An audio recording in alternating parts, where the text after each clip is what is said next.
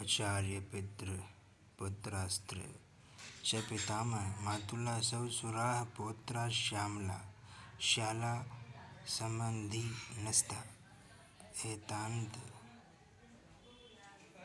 हनुमेच्छामि गन्नोऽस्त्वपि मधुसूदन अपि त्रैलोक्यराज्यस्य हेतौ किं नो मयि कृते। भगवान आगे 16वें अध्याय के 21वें श्लोक में कहेंगे कि काम, क्रोध और लोभ ये तीनों ही नरक के द्वार हैं।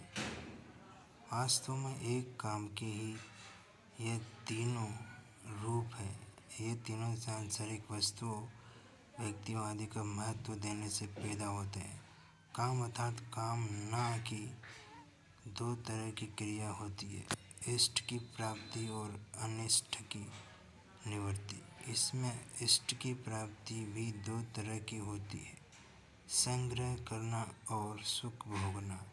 संग्रह की इच्छा नाम लोभ है और सुख भोग की इच्छा का नाम है न काम है।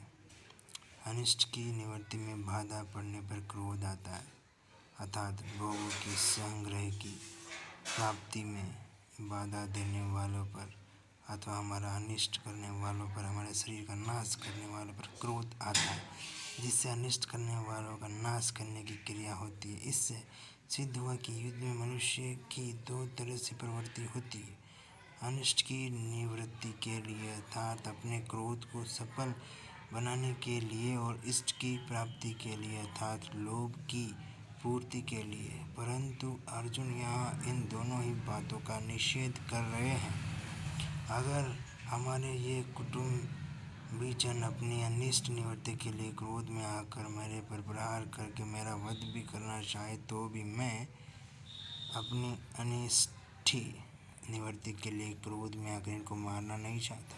अगर ये अपनी इष्ट प्राप्ति के लिए राज्य के लोभ में आकर मेरे को मारना चाहे तो मैं अपनी इष्ट प्राप्ति के लिए लोभ में आकर इनको मारना नहीं चाहता।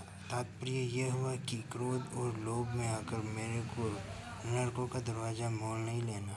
यहाँ दो बार अपि पद का प्रयोग करने में अर्जुन का आशय है कि मैं इनके स्वार्थ में बाधा ही नहीं देता तो ये मुझे मारेंगे ही क्यों।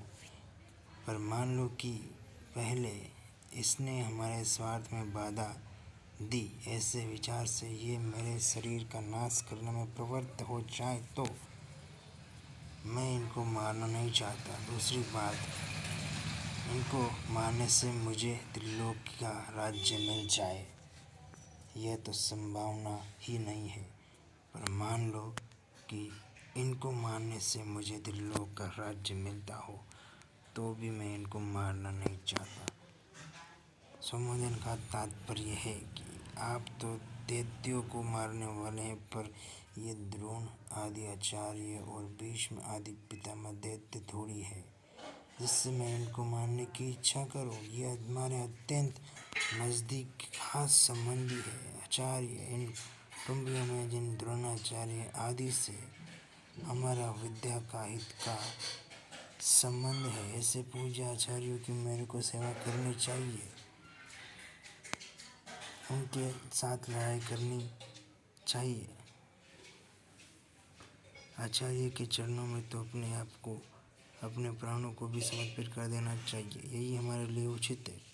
शरीर के संबंधों को लेकर जो पिता लोग का उनका ही तो रूप यह हमारा शरीर है। शरीर से उनके स्वरूप होकर हम क्रोध या लोभ में आकर अपने उन पिताओं को कैसे मारे। पुत्र, हमारे और हमारे भाइयों के जो पुत्र है वह तो सर्वथा पालन करने योग्य है कि वे हमारे विपरीत कोई क्रिया भी कर बैठे तो उनका पालन करना हमारा धर्म है। ऐसे ही जो पितामह है वह जब हमारे पिता के पूज्य हैं तब हमारे लिए परम पूज्य हैं। वे हमारी ताड़ना कर सकते हैं पर हमें मार सकते हैं, पर हमारी ऐसी चेष्टा नहीं होनी चाहिए। इससे उनको किसी तरह का दुख न हो, कष्ट न हो। उनको सुख हो, आराम हो, उनकी सेवा हो। हमारे जो मामा लोग हैं, वो हमारा पालन पोषण करने में हमारी माता के ही भाई हैं। वे माताओं के समान ही पूज्य होने चाहिए। ये जो हमारे ससुर हैं, ये मेरे और मेरे भाइयों की पत्नियों के पूज्य पिताजी, अतः ये हमारे लिए पिता के ही तुल्य, इनको कैसे मानना चाहूँ। हमारे पुत्रों के जो पुत्र है, वो पुत्रों से भी अधिक पालन पोषण करने योग्य है।